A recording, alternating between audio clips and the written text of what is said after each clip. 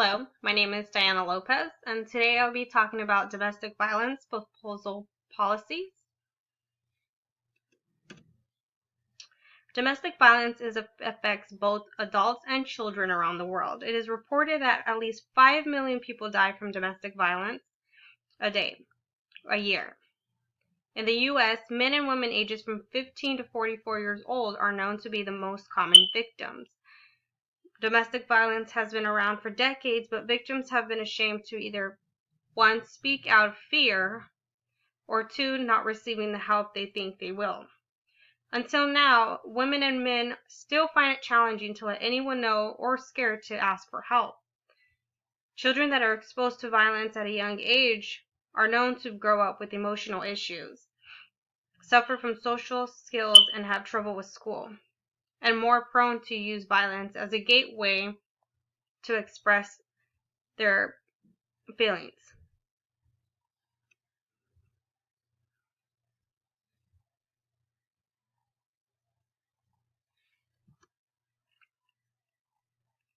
It is known that 53% of the victims are multiracial, and 40% of American Indians and Alaskan Natives are victims of domestic violence.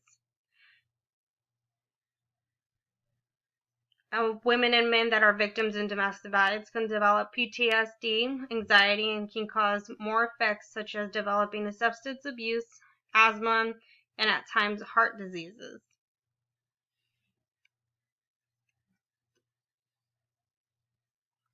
Domestic abuse not only affects the victims, but also the community within it.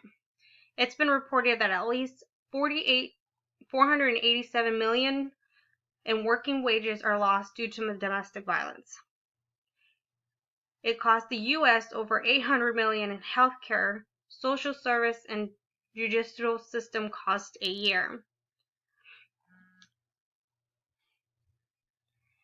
Also, it takes a community to end up building at least 1,500 shelters provided to allow these victims to have a safe place and safe havens. Here's a diagram, and it's showing the percentages of health costs caused by the loss of life from the home, physical care, and the loss of works, activity, loss in property of the breakdown of domestic violence.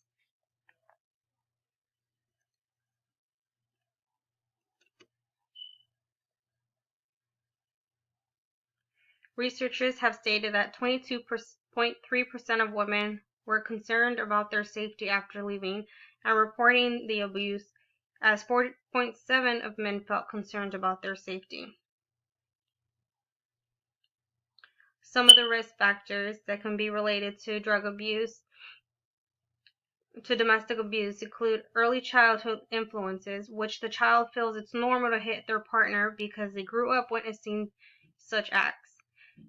Another is drinking and substance abuse. A person that is under the influence, either alcohol or drugs, can affect their mood, causing them to act in violence and aggressive towards their partners. And thirdly, economic stresses.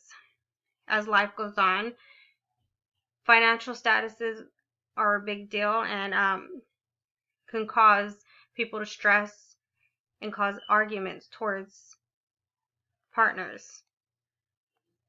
It can cause a person to become frustrated and lash out on their partners and evidently, at times, cause abuse.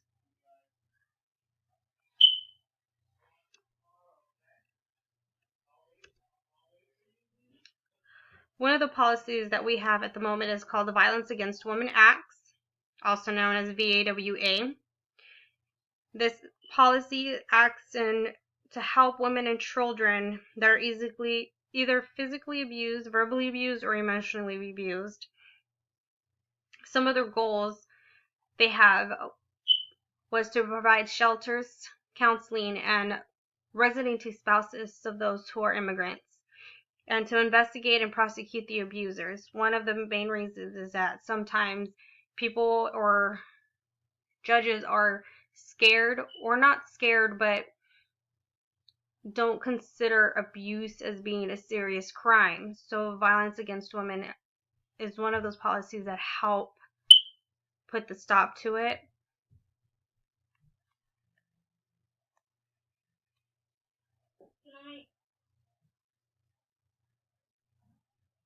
This program was based on and authorized in 1996, and the only act that works directly with shelters and programs to provide a safer place for victims and their families. They work with other programs.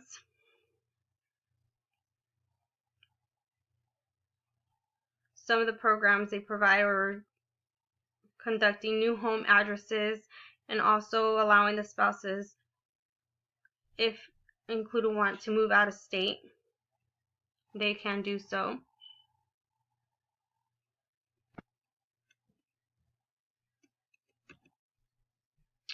Some of the protocols for this is police will arrest a suspect, which at times doesn't always happen.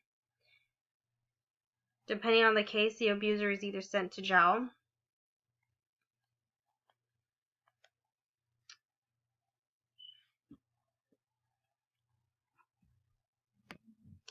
victims through this protocol and this policy are to receive medical care no matter the status of their health care. So if a person does not have health insurance, they are not denied care.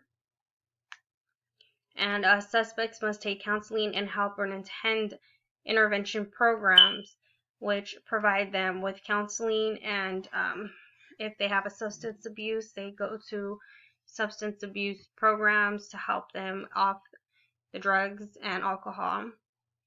And also the suspect is prohibited to leave the state. So if the victim decides to move off state, they are allowed to, and they don't have to have a fear that the abuser will follow them.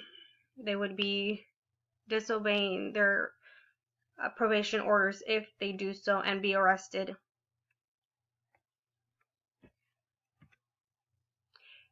This policy also has grant programs. One of the grant programs is called STOP, Service Training Officers and Grant Programs, and it's known to be the most highest spending programs, which a lot of people don't agree upon. They're spending at least $1.4 billion a year. The reason for the much spending is they must train in several areas, 7 to be exact.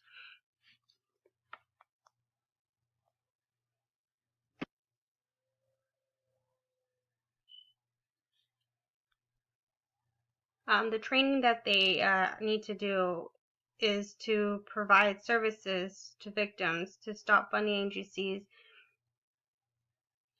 They train so they can provide the most accurate and efficient way. They'll need to be able to handle stalking and direct the victim.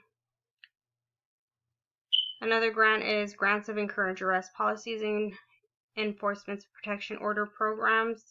This grant was in place to make domestic violence a serious crime. As I stated before, some states don't consider domestic violence or family violence to be a crime that is necessary for prison time.